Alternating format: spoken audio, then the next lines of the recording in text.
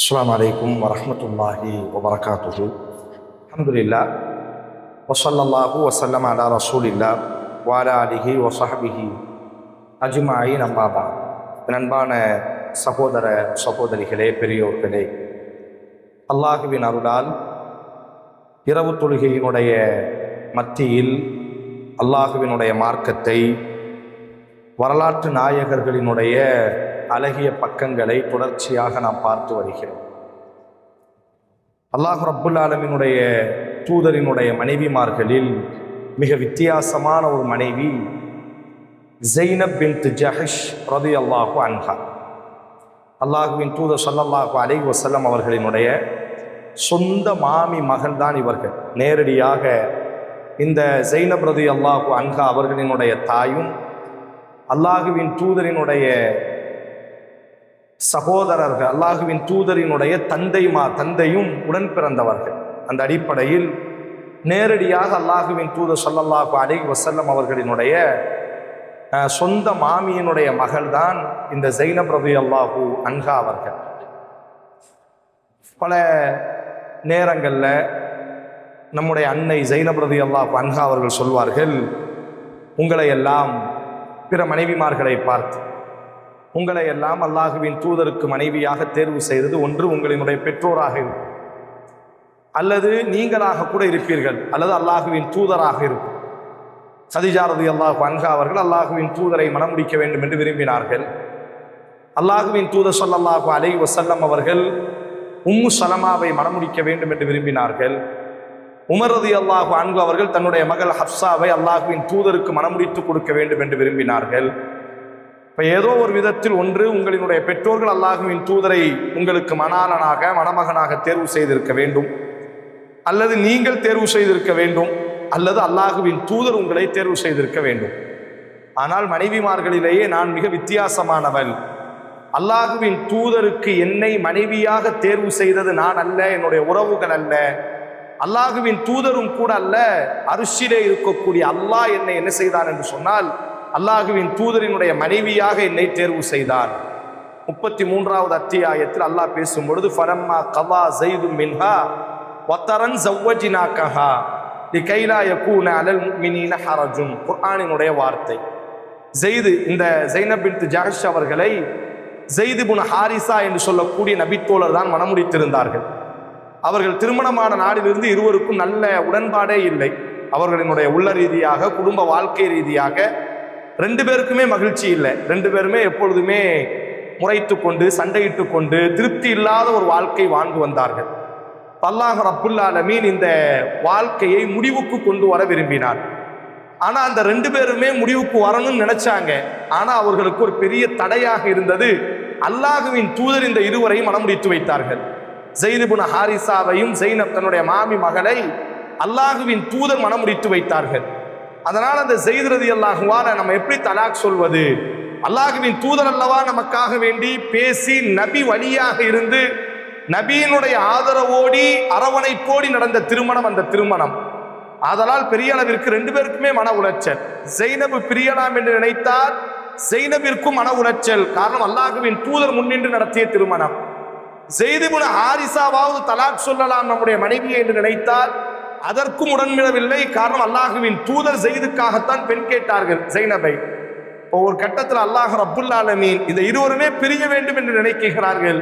ஆனால் பிரியறதுக்கு உண்டான சூழல் அங்கே இல்லாத நேரத்தில் அல்லாஹ் என்ன செய்தான் என்று சொன்னால் அந்த இருவரையுமே பிரித்து வைத்தான். குர்ஆனில் அல்லாஹ் பதிவு செய்கிறார். அந்த இருவரையும் பிரித்து வைத்து, நபியே, ஸைனபை உங்களுக்கு நாம் மணமுடித்து வைத்தோம் என்று அல்லாஹ் பதிவு செய்கிறார். அதைத்தான் அன்னை அவர்கள் சொல்வார்கள், அவ்வப்பொழுது எல்லா மனைவிகளையும் ஒன்று நபி தேர்வு செய்திருக்க வேண்டும், அல்லது உங்கள் பெற்றோர் நபியை உங்களுக்கு தேர்வு செய்திருக்க வேண்டும். ஆனால் என்னை மனைவியாக, நபியின் மனைவியாக, இறை நம்பிக்கையாளர்களின் தாயாக என்னை தேர்வு செய்தவன் அர்ஷிலே இருக்கக்கூடிய அல்லாஹ் என்பதாக அன்னை அவர்கள் கூறுவார்கள். அன்னையிட அவர்களிடத்தில், அம்மா அவர்களிடத்தில் ரொம்ப உயர்ந்த ஒரு குணம் என்று சொன்னார். பொதுவாக எல்லாரிடத்திலும் இருக்கக்கூடிய முன்கோபம் அம்மா அவர்களிடத்தில் அதிகமாகவே இருக்கும். டக்குன்னு கோபப்பட்டுருவாங்க. யாரா இருந்தாலும் சரி, அவர்களுக்கு பிடிக்கவில்லை என்று சொன்னால் நேரடியாக கோபப்பட்டு விடுவார்கள். ஆனால் அதே நேரம் இவரிடத்தில் இருந்த ஒரு பெரிய உன்னதமான ஒரு குணத்தை அன்னை ஆயிஷா ரலியல்லாஹு அன்ஹா அவர்கள் பதிவு செய்கிறார்கள். அல்லாஹுவின் தூதர் ஸல்லல்லாஹு அலைஹி வஸல்லம் மனைவிகள்ல இனி ஒரு மனைவி தான் ஆயிஷா ரலியல்லாஹு அன்ஹா. அவர்களை பற்றி தப்பும் தவறுமாக ஒரு பொய்யான குற்றச்சாட்டை முனாஃபிகீன்கள் என்ன செய்கிறார்கள், மதீனாவில் வாழ்ந்த நயவஞ்சகர்கள் பரப்ப ஆரம்பிக்கிறார்கள். ஆயிஷாவுக்கும் அந்த தோழருக்கும் அப்படியாம் என்பதாக என்ன செய்கிறார்கள், இணைத்து பேசியது மட்டுமல்ல, மதீனா முழுவதுமே பேச்சு பொருளாக மாறிவிட்டது. எந்த வீட்டுக்கு சென்றாலும் இந்த பேச்சு தான். கேள்விப்பட்டீர்களா, ஆயிஷாவிற்கும் அவருக்கும் அப்படியெல்லாம் சொல்கிறதே, பேச்சு வார்த்தைகள் வந்து கொண்டிருக்கிறதே. எந்த மஸ்ஜிதிற்குள்ளாக நுழைந்தாலும் நபித்தோழர்கள் 2 நபர்கள் ஒன்று சேர்ந்து விட்டால் இப்படித்தான் பேசிக் கொள்வார்கள். அந்த அளவிற்கு பெரிய அளவிற்கு பரவிவிட்டது. எல்லா வீடுகளுக்குள்ளாகவும் இந்த இஃப்க் என்று சொல்வார்கள், இட்டுக்கட்டப்படக்கூடிய அந்த செய்தி எல்லா வீட்டிற்குள்ளாக நுழைந்து விட்டது. எல்லா நபர்களினுடைய உள்ளத்திலும் நுழைந்து விட்டது. அதிலே பாதுகாப்படைந்தவர்கள் விரல் விட்டு எண்ணக்கூடிய ஒரு சிலர்களை தவிர அத்தனை நபர்களுமே அந்த முனாஃபிகீன்களினுடைய சூழ்ச்சிக்கு இரையாகிவிட்டார்கள். அதான் பெரிய விஷயம். ஒரு முஸ்லீம் சொல்லி முஸ்லீமை போன்று வேடம் தரித்துக் கொண்டு முனாஃபிகீன்கள் இந்த செய்தியை பரப்பும் பொழுது ஒவ்வொரு காதா மாறி மாறி வருது. நபித்தோழர்கள்ட்டே இந்த பேச்சு வரும் பொழுது இன்னொரு நபித்தோழர் என்ன நினைப்பார், ஓய் நபித்தோழரே சொல்கிறார் என்று சொன்னால் அப்ப ஏதோ ஒன்று அதில் இருக்கத்தானே செய்ய வேண்டும் என்பதை போன்று பரவ ஆரம்பித்து விட்டது. காரணம், முனாஃபிகீன்கள் என்பவர்கள் நபியின் தோழராகவே நடித்துக் கொண்டு நபியோடையே ஒன்றுபட்டு இருக்கக்கூடியவர்கள். அதுல ஒரு சிலர்களை மட்டும்தான் அல்லாஹ்வின் தூதருக்கே அடையாளம் தெரியும். அப்துல்லா இப்னு உபை இப்னு சலூல், இவன் தான் முனாஃபிகீன்களினுடைய தலைவன். இவன ரசூலுல்லாஹ்வுக்கு அடையாளம் தெரியும், இவன் தான் முனாஃபிகீன்களினுடைய தலைவன். விரல் விட்டு எண்ணக்கூடிய சிலரை தான் தெரியுமே தவிர பல நபித்தோழர்களுக்கே தெரியாது. அவங்களும் நம்மளை போன்ற தோழர்கள் என்பதாகத்தான் நம்பி உரையாடி கொண்டிருக்கிறார்கள். இது போன்று இரவு தொழுகையிலே கலந்து கொள்வது, நோன்பு வைப்பது, அமல்களை செய்வது எல்லாவற்றிலும் நபித்தோழர்களை போன்றே இருப்பார்கள்.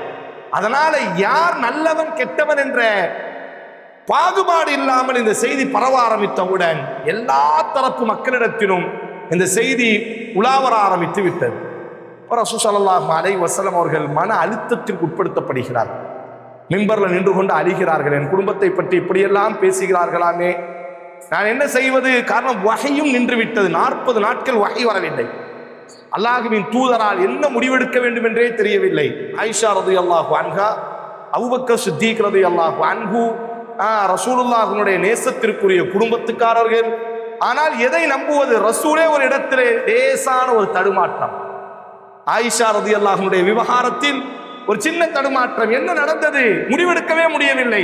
காரணம், பேசுபவர்கள் எல்லாம் பெரும் நபர்கள் பேசிக் கொண்டிருக்கிறார்கள் இந்த விவகாரத்தை. அப்ப ரசூல் ஸல்லல்லாஹு அலைஹி வஸல்லம் தனக்கு ரொம்ப நெருக்கமா இருக்கக்கூடியவங்கள்ட்டையா போய் விசாரிக்கிறாங்க. ஒவ்வொரு மனைவிகிட்டையா போய் விசாரிக்கிறது, அலி ரலியல்லாஹு கிட்ட விசாரிக்கிறாங்க. அதே போன்று ரசூலுல்லாஹி ஸல்லல்லாஹு அலைஹி வஸல்லம் அவர்களுக்கு ஆயிஷா அம்மாவுக்கு மிக நெருக்கமான பரீரா என்ற பெண்ணை கூப்பிட்டு விசாரிக்கிறாங்க. ஹம்னா பின்த் ஜஹஷ், இப்ப நம்ம பேசிட்டு இருக்கிறோம்ல, நம்முடைய அன்னை ஸைனப் பின்த் ஜஹ்ஷினுடைய உடன் பிறந்த அக்கா, அவளை கூப்பிட்டு, அவங்களும் பெரிய நபித்தோழி, அவர்களை கூப்பிட்டு விசாரிக்கிறார்கள். டக்குன்னு வார்த்தையை விட்டாச்சு, ஆமா ஆயிஷா அப்படியெல்லாம் இருக்கத்தான் செய்ய போல அப்படின்ட்டாங்க. சும்மெல்லாம் அப்படி ஒரு வார்த்தை பரவுமா அல்லாஹ்வின் தூதரே? சும்மெல்லாம் புகைச்சல் ஏற்படுமா? நெருப்பில்லாமல் புகை வருமா? அதனால் அப்படி இப்படி இருக்கத்தான் போல என்பதாக செய்ய ஹம்னா பின்த் ஜஹஷ், நாம் பேசக்கூடியவளினுடைய சகோதரி சொல்லிவிடுகிறார். ஆனால் அன்னை ஆயிஷா ரலியல்லாஹு சொல்றாங்க, ரசூலுல்லாஹ்வுடைய மனைவிகள்ல நாங்க 2 பிரிவா இருப்போம். ஒரு கூட்ட பிரிவெல்லாம் எனக்கு பின்னாடி இருப்பாங்க, இன்னொரு கூட்ட பிரிவெல்லாம் ஸைனபிற்கு பின்னால் இருப்பார்கள். எனக்கு நிகராக அழகாக இருக்கக்கூடிய பெண்மணி ஸைனப் ரலியல்லாஹு அன்ஹா. என்னை போன்று ரசூலுல்லாஹி ஸல்லல்லாஹு அலைஹி வஸல்லம் அதிகம் நேசித்த பெண்மணி அவர்கள்தான். நபியினுடைய மனைவிகள் எல்லாம் ஸைனபினுடைய வாயிலிருந்து வரக்கூடிய வார்த்தையை எதிர்பார்ப்பார்கள். சுருக்கமா சொல்லணும்னா, எங்களுக்கு மத்தியில சக்காலத்தி சண்டை என்பது பெரிய அளவிற்கு எனக்கும் ஸைனபுக்கும் தான் எப்பவுமே முட்டிக்கிட்டே இருக்கும்.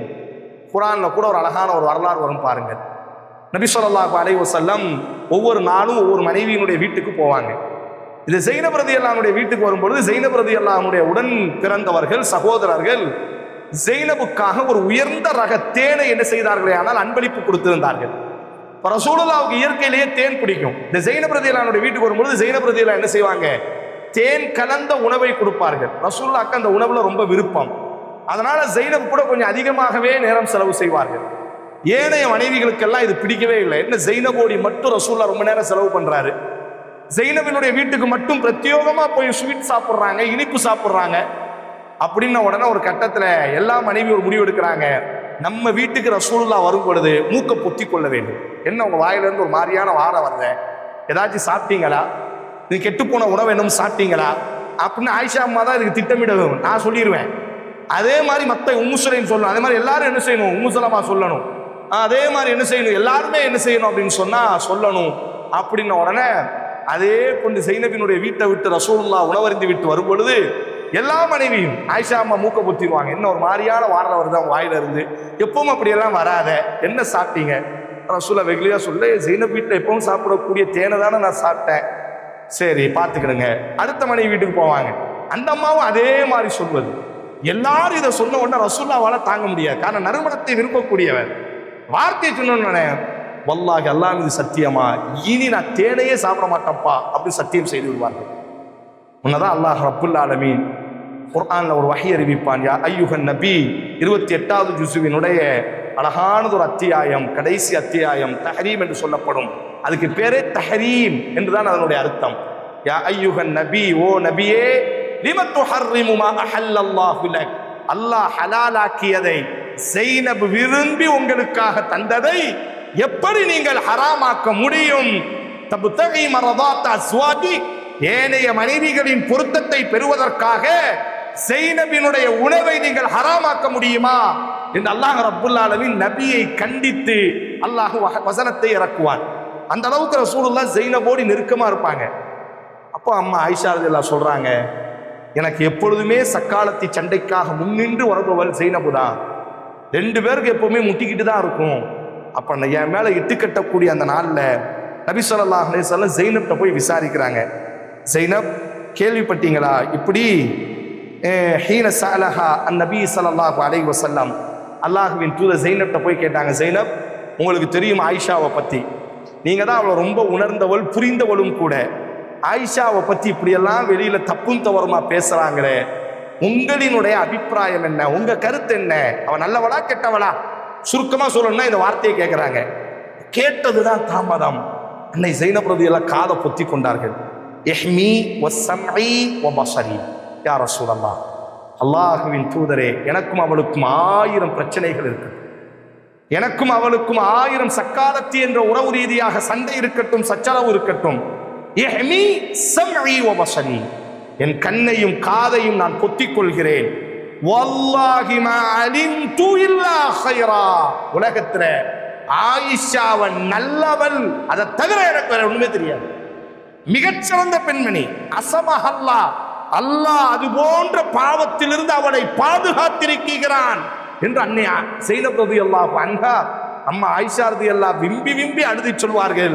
அன்றைக்கு எல்லோரும் என்னை பற்றி தப்பும் தவறுமாக பேசும் பொழுது பேசுவதற்கு தகுதியான ஸைனப் எனக்காக அன்றைக்கு நின்றார். கோபம் இருக்கத்தான் செய்யுது ஆயிஷா அம்மா மேல ஸைனபுக்கு, ஆனாலும் கோபத்தை விட மானம் என்பது மிக முக்கியம், மரியாதை என்பது மிக முக்கியம். அம்மா சொன்ன வார்த்தை, வல்லாஹி மா அலிம்து இல்லா கைரா, நீங்கள் எப்படியும் அவளை நினைக்கலாம், அல்லாஹ் மீது சத்தியமா சொல்றேன், ஆயிஷா ரொம்ப பரிசுத்தமானவள், அசமஹல்லா, அல்லாஹ் அது மாதிரி எல்லாம் அவளை பாவம் செய்ய விட மாட்டான், அல்லாஹ் பாதுகாத்த பெண்மணி அந்த பெண்மணி. அம்மா ஸைனபு சொன்னதை சொல்லியே அல்லாஹ் என்ன செய்வான்? ஸைனப் ரலியல்லாஹு வஹி வர்ற முன்னக்கே அப்படி சொல்லிட்டாங்க. இதை ஆமோதிக்கும் விதமாக அன்னை ஆயிஷா ரலியல்லாஹு அன்ஹா அவர்களை பரிசுத்தப்படுத்தி ஸைனபு சொன்னதை போன்றே அல்லாஹ் சொல்லி என்ன செய்வான்? வஹியை இறக்கினான் என்பதாக நாம் பின்னால் பார்க்கிறோம். அப்போ ஒரு பெண்ணிடத்துல ஒரு ஆணிடத்துல இந்த குணம் மிக உரிமையாக இருக்கிறது. கோபம் இருக்கலாம், வேற எந்த குணமும் இருக்கலாம், ஆனால் சந்தர்ப்பம் கிடைத்த பொழுது அவர்கள் கழுத்தை நாம் அறுத்துவிடக் கூடாது. எல்லோரும் கைவிட்ட பொழுது அன்னை ஸைனப் ரலியல்லாஹு அன்ஹா எவ்வளவு கோபம் இருக்கட்டும், சண்டை இருக்கட்டும், சச்சரவுகள் இருக்கட்டும், ஆனால் அதனால் ரசூலுல்லாஹி ஸல்லல்லாஹு அலைஹி வஸல்லம் ரமதானினுடைய மாதத்துல இரவிலே நின்று கண் கலங்கக்கூடிய எந்த தாயாக, எந்த சகோதர சகோதரியாக இருக்கட்டும், அல்லாஹ்வின் தூதரினுடைய வார்த்தையை பாருங்கள், மன் ரத்த அன் இர்த அஹீஹி ரத்தல்லாஹு அன் வஜ்ஹிஹி நார யௌமல் கியாமா. இந்த உலகத்தில் எந்த சகோதரனினுடைய மானம் பறிக்கப்படும் பொழுது சகோதரனுக்கு ஆதரவாக என்று வாதாடி என் சகோதரன் அப்படிப்பட்டவன் அல்ல என்று சகோதரனுக்காக குரல் கொடுக்கக்கூடியவன் நாளைக்கு மறுமையில் அல்லாஹ் அவர்கள் முகத்தை நரகத்திலிருந்து பாதுகாக்கிறான். மன் தப்ப அன் லஹ்மி அஹீஹி பில் கீபா, ஒரு சகோதரனை பற்றி ஒருவன் புறம் பேசிக் கொண்டிருக்கும் பொழுது கான ஹக்கன் அலல்லாஹி ஐயுத்திகஹு மினன் நார், இனி ஒரு சகோதரன் தட்டி விடுகிறான், அப்படி எல்லாம் பேசாதே, அவன் நல்லவன், சுபஹானக ஹாதா புஹ்தானுன் அதீம், நீ சொல்லக்கூடியது ஆகப்பெரிய இட்டு கட்டப்படக்கூடிய வார்த்தை என்பதாக தன் சகோதரனுக்காக குரல் கொடுப்பவர்களுக்கு அல்லாஹ் நரகத்தை ஹராமாக்குகிறான் என்று அல்லாஹ்வின் தூதர் ஸல்லல்லாஹு அலைஹி வஸல்லம் கூறுகிறார். அப்ப நம்ம செய்ய வேண்டிய மிக நல்ல ஒரு குணம், ஸைனப் ரலியல்லாஹு அன்ஹுடைய வாழ்க்கையில இருந்த ஒரு பெரிய சிறப்பான ஒரு குணம் என்னவென்று சொன்னால், கோபங்கள் இருக்கும் பொழுதும் கூட கோபம் இருக்கக்கூடிய இடத்தில்தான் குணம் இருக்கும் என்று சொல்வார்களே, அது போன்ற அன்னை ஸைனப் ரலியல்லாஹு அன்ஹா சந்தர்ப்பம் கிடைத்த பொழுது ஆயிஷா ரலியல்லாஹுவை விட்டுவிடாமல் அவர்களினுடைய ஒழுக்கத்தை பாதுகாப்பவர்களாக இருந்தார்கள். ஸைனபை அங்கீகரித்து ஸைனப் ரலியல்லாஹு சொன்ன மாதிரியே அல்லாஹ் என்ன செய்வான் என்று சொன்னால், நபியே உங்களிடத்திலே இது போன்ற குற்றச்சாட்டு வரும் பொழுது நீங்கள் இப்படி அல்லவா சொல்லி இருக்க வேண்டும், நான் தெரிந்தவரை நல்லவன் என்றல்லவா நீங்கள் சொல்லி இருக்க வேண்டும், அல்லாஹ் பாதுகாத்த பெண் என்றல்லவா நீங்கள் சொல்லி இருக்க வேண்டும் என்பதாக ஸைனப் கூறியதை போன்றே அல்லாஹ் வஹீயை அறிவித்தார். இறுதியாக நபி ஸல்லல்லாஹு அலைஹி வஸல்லம் மனைவிமார்கள்லாம் ரசூலுல்லாஹ்ட்ட ஒரு கேள்வி கேட்பாங்க, அல்லாஹ்வின் தூதரை, நாளைக்கு நீங்க மரணிச்சிட்டீங்கன்னு வைங்களேன், உங்களை முதல்ல வந்து சந்திக்கிறது உங்க குடும்பத்துல யாரா இருக்கும்?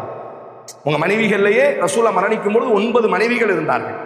இப்போ அந்த 9 மனைவி ஒரு மட்டும் ரசூலுல்லாஹ்ட்ட கேட்குறாங்க மரண நேரத்துல.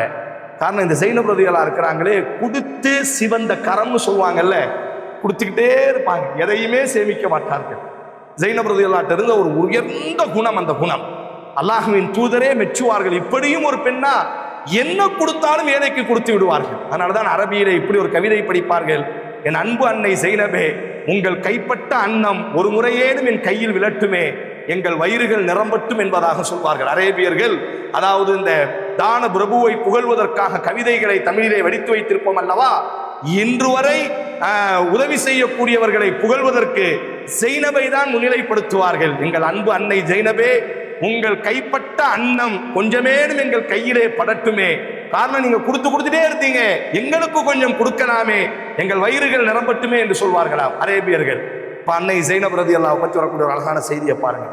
நபி ஸல்லல்லாஹு அலைஹி வஸல்லம் கேட்குறாங்க, யார் ரசூலல்லாஹ், இந்த உலகத்தில் நாளைக்கு நீங்கள் மரணிக்கத்தான் போறீங்க, மரணித்ததற்கு பிறகு உங்களை சந்திக்கக்கூடிய உங்கள் மனைவிகளே யார் முதல்ல உங்களை வந்து சந்திப்பார்கள்?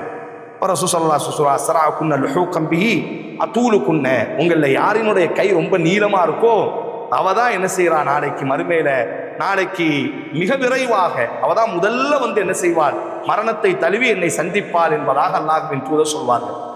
உடனே எல்லா மனைவிகளும் ஆயிஷா அம்மா சொல்றாங்க பாருங்க, ஃபகுன்னா இதா இஜ்தமஅனா ஃபி பைத்தி ஹதானா பாத வஃபாத்தி ரசூலில்லாஹி ஸல்லல்லாஹு அலைஹி வஸல்லம், ரசூலுல்லாஹ்வுடைய மரணத்துக்கு பிறகு எல்லா மனைவியும் தினமும் என்ன செஞ்சிடும், ஒரு இடத்துல ஒன்று கூடிடுவோம். ஒன்று கூட்டிட்டு ஒரு சுவரில் போய் நாங்கள் எல்லாரும் கையை வச்சிருப்போம், யார் கை நீளமாக இருக்குன்னு போய் பார்ப்போம். என்ன செய்வோம், யார் கை நீளமாக இருக்குன்னு. இந்த சுவத்தில் ஆயிஷா அம்மா கையை வைப்பாங்க, உம்மு சுலைம் கையை வைப்பாங்க, ருக்கையா கையை வைப்பாங்க, எல்லாரும் ஜுவைரியா கையை வைப்பாங்க, எல்லாரும் கையை வைப்பாங்க, ஸைனப்பு கையை வைப்பாங்க. ஆனால் இந்த ஸைனப் ரலியல்லாஹு குட்டையாக இருப்பாங்க. அவங்களுடைய கை எப்படி இருக்கும் அப்படின்னு சொன்னால் கொஞ்சம் குட்டையாக தான் இருக்கும். எல்லாரும் கை நீளமாக இருக்கும், ஆனால் ஸைனபினுடைய கை மட்டும் எப்படி இருக்கும், குட்டையாக இருக்கும். அப்போ நாங்கள்லாம் முடிவெடுத்தோம், எங்களே ரொம்ப நீளமான கை உடையவள் சஃபியா தான். இப்போ நாங்கள் என்ன நினைச்சோம் அப்படின்னு சொன்னால், சஃபியா அவங்க தான் முதல்ல என்ன செய்ய போகிறாங்க, ரசூலுல்லாஹ் சந்தோஷம், நம்ம ரசூலுல்லாஹ் போய் பார்க்கணும், நமக்கு என்னைக்கு ரசூலுல்லாஹ் சொல்லிட்டு போயிட்டாங்கல்ல, அவங்க கை நீளமானவள் தான் முதல்ல மரணிப்பா, அவள் தான் நாளைக்கு என்னை வந்து முதல்ல என் மனைவியாக வந்து என்னை சந்திக்கக்கூடியவள். உடனே அதை அனுபவிக்க வேண்டும் என்பதற்காக என்ன செய்வாங்கன்னா, அவ்வப்பொழுது அம்மா ஆயிஷா ரலியல்லாஹு சொல்கிறாங்க, இதஜ்தமஅனா ஃபி பைத்தி ஹதானா, ஒவ்வொரு நாளும் ஒவ்வொரு வீட்டில் நாங்கள் எல்லாம் ஒன்று கூடி பாத வஃபாத்தி ரசூலினுடைய மரணத்துக்கு பிறகு எல்லாரும் எமுத்து ஐதீனா ஃபில் ஜிதாரி, இந்த சுவத்தில் எங்கள் கைகளை நீட்டி பார்ப்போம், யார் கை நீளமாக இருக்கு, யார் கை நீளமாக இருக்கிறது என்பதாக நாங்கள் பார்த்து கொண்டிருந்தோம். அதில் ரொம்ப குட்டையான கை யாரினுடைய கை என்றால், வக்கான இம்ராத்துன் கசீரத்துன் வலம் தக்குன் அத்துவலனா, ரொம்ப குட்டையாக இருக்கு யார் கையினா, ஸைனப் பின்த் ஜஹ்ஷினுடைய கை தான் ரொம்ப குட்டையாக இருந்தது. யாரினுடைய கரம், எங்களிலேயே ஸைனப் தான் ரொம்ப குட்டையா இருப்பா, மற்றவங்க கரம்லாம் நீளமா இருந்துச்சு, ஆனா ஸைனப் ரலியல்லாஹு தான் முதல்ல மரணிச்சாங்க. அப்போ எங்களுக்கு அன்னைக்கு அவ ஜனாசாவை குளிப்பாட்டும் பொழுதுதான் எங்களுக்கு உணர்த்தியது, ரசூலுல்லாஹி ஸல்லல்லாஹு அலைஹி வஸல்லம் கை நீளம் என்று சொன்னது வெளிப்படையான கையை அல்ல. ஜெய்னபினுடைய கை ஏழைகளுக்காக முந்தி முந்தி சென்றதல்லவா. எங்க எல்லா மனைவிகளை விட ஜெய்னபு தான் அதிகம் நீளமாக உதவி செய்யக்கூடியவன். எதை கேட்டாலும் தன் கரத்தால் கொடுத்து மகிழக்கூடியவள், கொடுத்து கொடுத்து சிவந்த கரத்திற்கு சொந்தக்காரவள். அதுக்கு பிறகுதான் யோசிச்சோம், ஆமல்ல ஜெய்னப் எப்படி முதல்ல மரணிக்க முடியும்?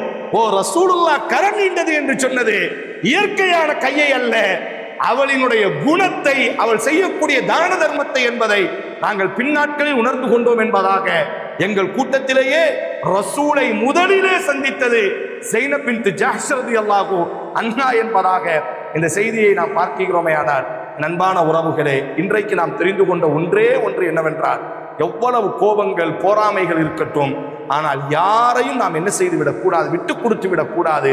குறிப்பாய் நம்முடைய நண்பர்கள், நேசத்திற்குரியவர்கள், உறவுகளை பற்றி யார் எந்த செய்தியை சொன்னாலும் நாம் தூக்கி எறிந்து அவர்கள் சார்பாக நின்று நாம் என்ன செய்ய வேண்டும், வாதாட வேண்டும். அப்படி வாதாடும் பொழுது அல்லாஹ் நரகத்திலிருந்து நம்மை என்ன செய்கிறான், பாதுகாக்கிறான் என்பதற்கு இந்த செய்திகள் பெரும் ஆதாரமாக இருக்கிறது. இன்ஷா அல்லாஹ் நாளைய தினம் இது போன்று வரலாறு தரக்கூடிய பாடங்களை நாம் பார்ப்போம். அல்லாஹும்ம இன்னக அஃபுவுன் துஹிப்புல் அஃப்வ ஃபஅஃபு அன்னா. அல்லாஹுவின் தூதர் இது போன்ற நாட்கள்ல அழகிய முறையில் செய்வதற்கு சொன்ன ஒரு அழகான பிரார்த்தனை. அல்லாஹுவே, நீ மன்னிப்பவன், மன்னிப்பை விரும்புபவன், எனவே எங்களை நீ மன்னிப்பாயாக. ஸாலிஹுல் உஸைமின் சொல்லுவாங்க, உலகத்தில் ஒரு மகன் தன் தகப்பனுக்காக 1000 ஒட்டகங்களை அறுத்து தான தர்மம் செய்வதை விட, பெரும் சதக்கத்துல் ஜாரியாவை செய்வதை விட, தஹஜ்ஜத்தினுடைய நேரத்தில் நம்முடைய தகப்பனின் பாவத்திற்காக மன்னிப்பு கோருவது இருக்கிறதே, அதுதான் மிகச் சிறந்தது என்பதாக கூறுவார்கள். இப்போ பிரார்த்திக்கக்கூடிய நேரம், நம்முடைய பாவங்கள் மன்னிக்க வேண்டும் என்று நாம் பிரார்த்திக்கும் பொழுது, இப்ராஹிம் அலைஹிஸ்ஸலாம் தனக்காக பிரார்த்திக்கும் பொழுதெல்லாம் அல்லாஹ் சொல்கிறான், ரப்பிக்ஃபிர்லி வலிவாலிதைய, அல்லாஹுவே என்னை நீ மன்னிக்கணும், என் தாய் தகப்பனை நீ மன்னிக்கணும் யா அல்லாஹ் என்றுதான் என்ன செய்வார், இப்ராஹிம் பிரார்த்தித்தார் என்று அல்லாஹ் பதிவு செய்கிறானே.